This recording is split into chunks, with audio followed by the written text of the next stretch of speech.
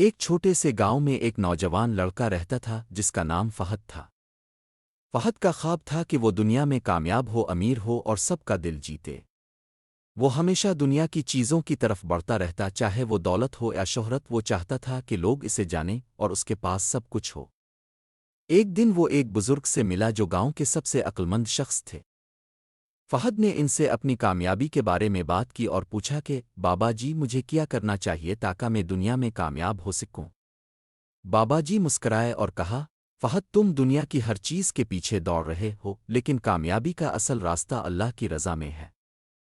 فہد نے حیرانی سے کہا، مگر میں تو دنیا کو حاصل کرنا چاہتا ہوں، مجھے یہ سب چیزیں چاہیے۔ بابا جی نے اسے ایک کہانی سنائی۔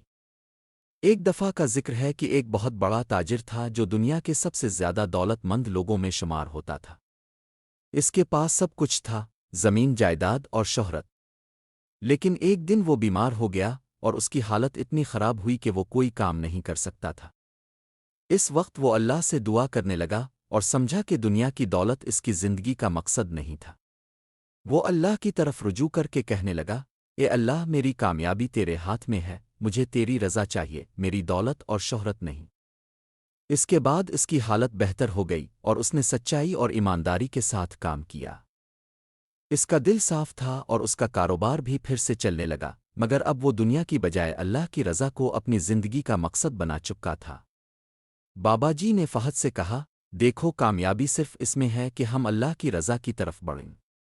دنیا کی چیزیں عارضی ہیں، لیکن اللہ کی رضا اور اس کی رہنمائی ہمیشہ ہمارے ساتھ رہتی ہے۔ فہد نے بابا جی کی باتوں پر غور کیا اور فیصلہ کیا کہ وہ اپنی زندگی کو اللہ کی رضا کی طرف موڑ دے گا۔ اس نے اپنے کام کو ایمانداری سے کیا، دوسروں کے ساتھ حسن سلوک رکھا اور اللہ کی طرف رجوع کیا۔ چند سالوں بعد فہد نہ صرف دنیا میں کامیاب ہو گیا بلکہ اس کا دل بھی سکون میں تھا۔ وہ جان چکا تھا کہ اصل کامیابی اللہ کی طرف رجوع کرنے اور اس کی رضا حاصل کرنے میں ہے، نہ کہ دنیاداری کے پیچھے دوڑنے میں۔